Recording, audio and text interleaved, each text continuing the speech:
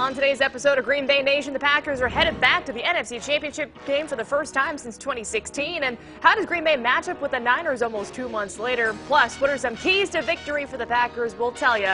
That's coming up next on Green Bay Nation.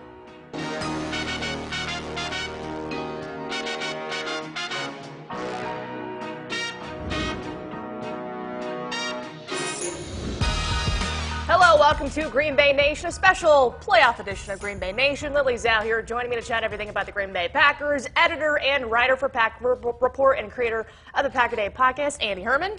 How you feeling? I'm doing great. No red today. I learned my lesson from last week, so just doing much better. It's yeah, good. Exactly. It's good. And down there, Marcus Eversole, radio host on 107.5 and 1400 The Fan. Neutral also. Yeah. That's how it works. Neutral and pink, whatever. Yeah. Well, guys, the Packers are now one of 4 teams left with a shot at winning the Super Bowl, hung on to beat Russell Wilson and the Seahawks 28-23 at home in the divisional round to punch their ticket to the NFC Championship game in Santa Clara to earn a rematch with the San Francisco 49ers. It's the Packers' 8th NFC Championship game overall. And guys, give me your initial thoughts when you found out the Packers are going back out west to a place they haven't really had much success for a chance at Miami. Shocking. I mean, in the grand scheme of things, just what you thought coming into the year, and to think that they are 60 minutes away from a Super Bowl. I mean, I thought there were a lot of reasons for optimism coming into the year. I mean, I think everybody really liked what Brian Gutekunst added. But personally, for me, I had them 9-7, which would have been big-time improvement. I think people would have been pleased with that. But they are now in the NFC Championship game. They are 14-3 on the season now. It's just remarkable. Yeah, you had them at 9-7. I had them at 13-3 playing in the NFC Championship against the 49ers. I don't know if we'll go back and check the tape. But no, it is absolutely incredible. And I've said all season on the podcast and Packer Report that there were so many questions coming into the season. New head coach, new coaching staff, the rookies, the free agent signings. How would everyone mesh together? How would Aaron Rodgers bounce back from injury? There were so many questions all throughout this team. To answer all of those questions so emphatically, go 13-3, beat Seattle in the first playoff game, and end up 1 game away from the Super Bowl, it is absolutely astounding, and so many people in the organization deserve so much credit. Yeah, especially Brian Gutekunst for bringing in the guys that he did in the offseason. Yeah. Well, and in season. And in season, that's right. And kind of how about this, though? Aaron Rodgers, I know he got a lot of slack this season, but he gets to go back home to the Bay Area as they try and punch their ticket to the Super Bowl in his 4th NFC title game. And I know for all the naysayers out there, it was classic Aaron Rodgers down the stretch. When they needed him to be clutch, he was clutch, especially during that audible they called on that long 3rd down pass to Davante, which was kind of crazy. But QB1 played his best when they needed him to.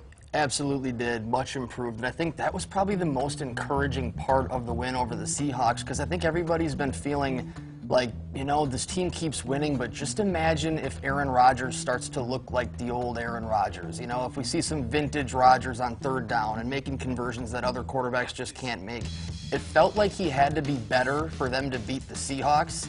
He was.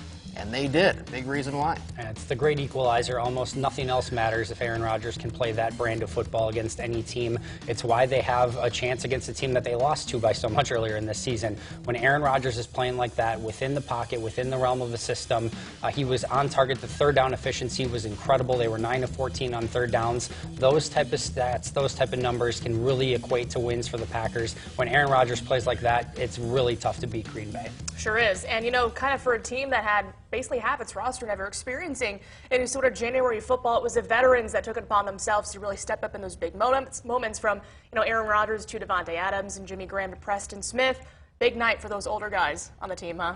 Clutch. It's the perfect word. When they needed them, they stepped up. And it just feels like when you think back 5-10 years from now about this Packers-Seahawks game, you will remember Aaron Rodgers to Davante Adams, the touchdowns and that conversion late. I mean, that's just 2 of the best, most talented players at their position on the planet, and making plays when they need them most. I mean, this was the Davante Adams game.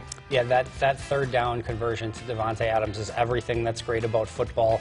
That throw from Rodgers is absolutely incredible. The release from Davante, you heard afterwards that you know, Aaron Rodgers thought that he and Davante were on a level that he and only Jordy Nelson had achieved in their career. So you just saw 2 special players having a special game, and I'm 100% with you, Marcus. When you look back, this is the Aaron Rodgers Davante Adams game. 2 players playing in their prime at such a high level, and that was really the difference in the game. Yeah, and Davante said post-game it was supposed to be 12-17 in clutch situations, and It they certainly was. proved it. All right, so here's a look at the AFC and NFC Championship picture as the second-seeded Kansas City Chiefs host the Titans, 6th seed, and Derrick Henry. It's going to be a really good game Sunday at 2:05 p.m. And then the Packers, as a 2-seed, obviously travel to face top-seeded San Francisco in the night game at 5:40 Central on Sunday. Guys, another great slate of games in the divisional round to kind of set up the championship round, wasn't it?